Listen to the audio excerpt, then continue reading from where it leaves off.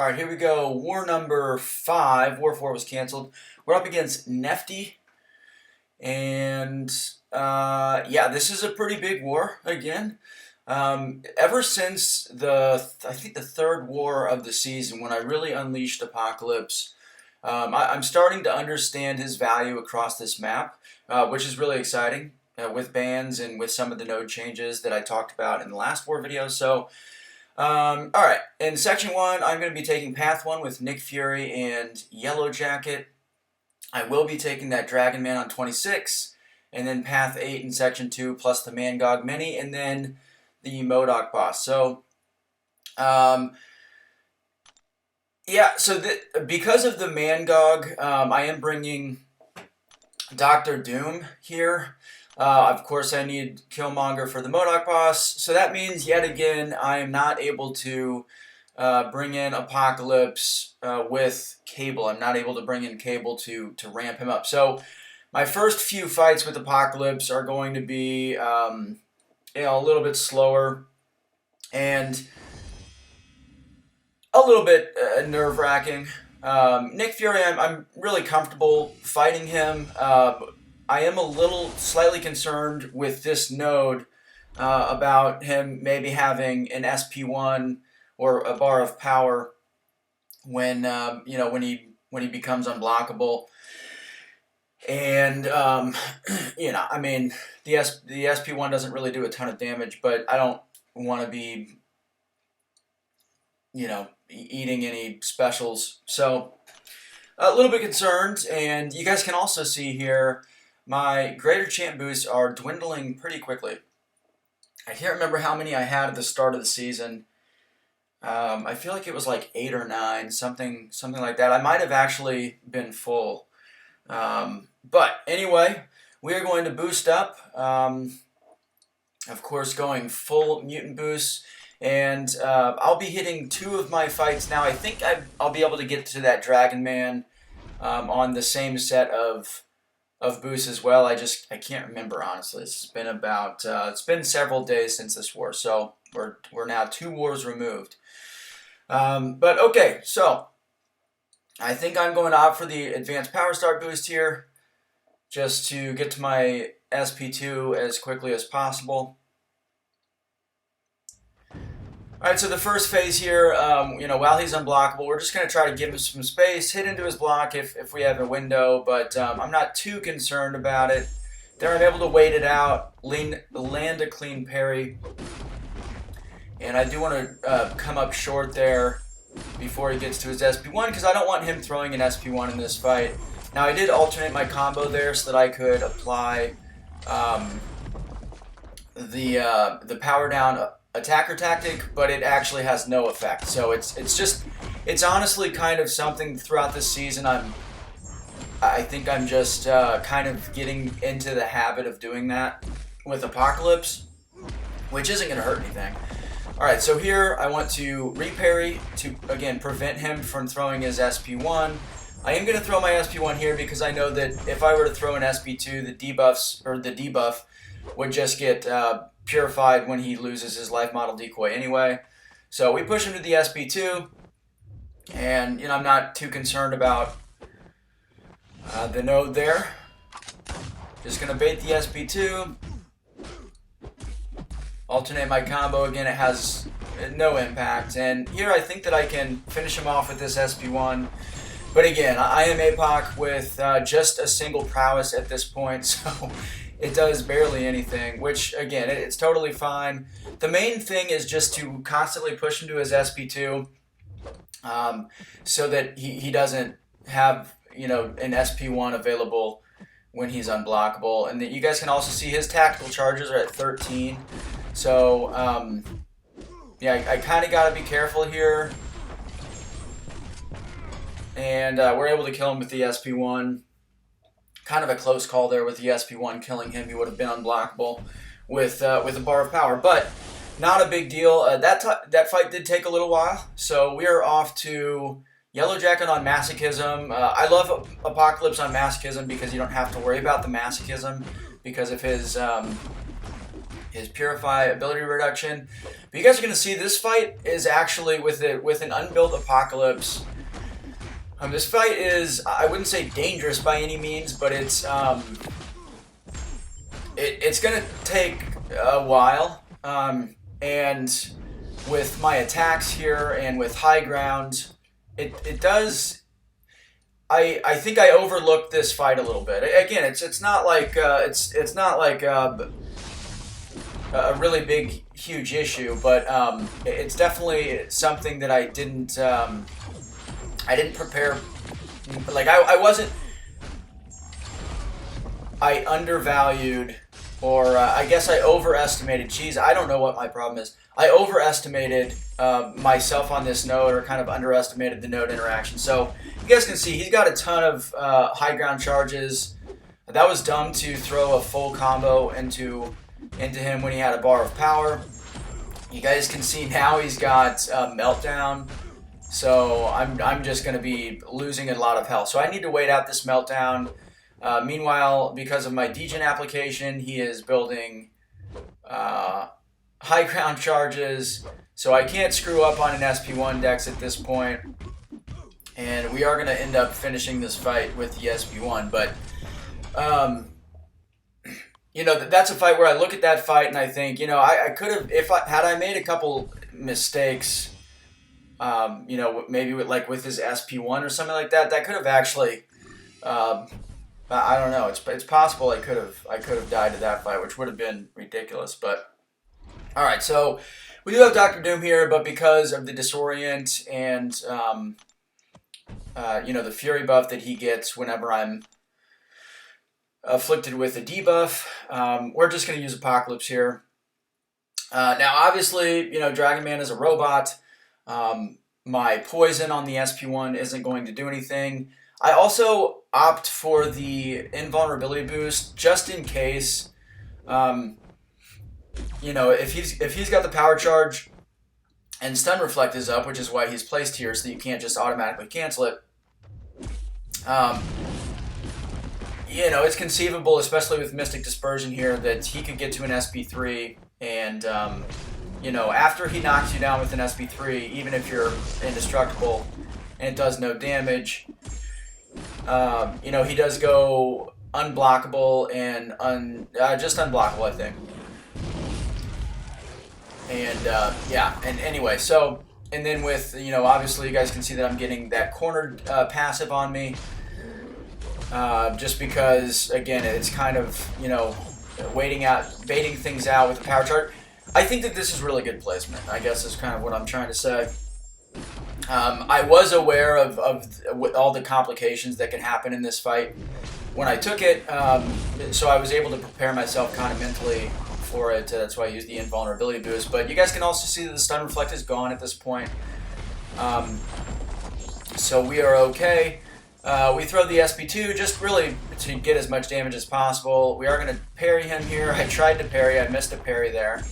Alright, we parry him. We're going to bait this SP2. Again, I could push him to an SP3. I do have the indestructible charges, but he would be unblockable after. So I would want to... unblockable and unstoppable. So I would want to, you know, I don't know. I'd have to keep my distance a little bit and then also maybe throw a special that I didn't want to throw, just to buy myself some time. But it goes down. That fight is, you know, one that could probably get out of hand with Apocalypse if you're, you know, if something goes wrong or the AI is like really passive or something like that. So, okay, now initially I was going to use Apocalypse here. But I was like, you know what, I did a couple duels with Apocalypse, and then I did one with Dr. Doom, and I was like, you know what, Dr. Doom is just, I think, going to be safer. At least I'll feel more comfortable with Dr. Doom. I don't have to worry about being armor broken, which really starts ramping up his damage. Also, you know, he does have those indestructible buffs that he gets. This is Terax after throwing a special when he gains his rock field. And, you know, that can contribute to Rich Get Richer, where he's gaining power. So, you know, they're easy to get off. Obviously, just hit him a couple times to get them expired. But I can use Dr. Doom and just use an SP1. I can still take him through the Doom cycle here.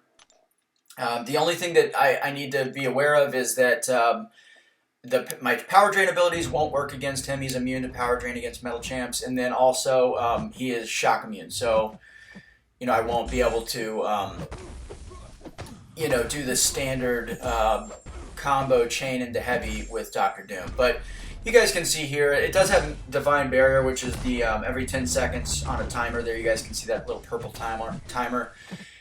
He does become immune to Nullify and Stagger and all that stuff, which, again, it's not really a big deal. So I know that with the weaknesses that I'm getting from when he gains his indestructible buffs, I just need to throw a special to clear those, and I'm just going to try to essentially recycle my SP3 here in this fight. That's where I'm going to get most of my damage.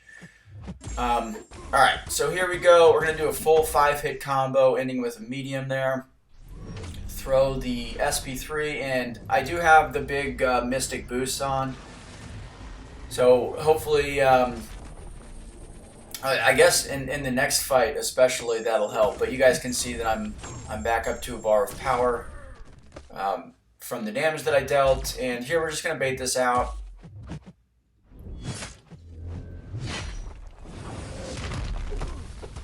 Go ahead and hit him a few times, get the indestructible charges off of him. And right now we're just building up those staggers, just in case he gets to a special before, and also to keep the spacing. Knock him down, get him out of our face a little bit. Alright, full 5-hit combo into the SP3 again, and this is all we're doing in this fight. Again, I just think that it's a little bit safer. I was a little bit worried about like the potential damage that I could take with Apocalypse. And since I don't have any plans to use Apocalypse for the rest of the war, but I am using Dr. Doom right after this fight, I was like, yeah, no big deal. Alright, and then here I'm just going to throw the SP2 to end the fight. So Not a very quick fight, but pretty easy, pretty safe. Quake also would have been a fantastic option there. I think you'd have the weaknesses applied, but obviously couldn't bring Quake on my team. So all right, so here this was a fight that I think that this is the fight that I was most worried about in this war. I think that Doom is the right matchup. I can't remember what the bans were. I should have. I think I did show them at the beginning of the video. I just wasn't paying attention during this commentary when they popped up. But I'm pretty sure it was. I think Spider-Man 2099 and Torch were both banned. Both are pretty good options for this fight, especially Spider-Man 2099. But Doom is really, really easy on this fight too. You can just obviously nullify the indestructible that he gets from Feat of Indestructible and control his power. Now when he's throwing those SP1s, he's just gaining a couple hatred. Here he throws another SP1, gets him over 10 hatred, which enters him into Berserk mode. You guys can cancel that just by throwing a special. It works exactly the same way as the champion. So he's unblockable and unstoppable when he goes into Berserk, but you guys can just cancel that by throwing a special. That's why I was holding my special there. And at this point, we're just going to Doom cycle him. So throw the SP3 here. And of course, everybody knows what the Doom cycle is. So that's the plan basically for this fight.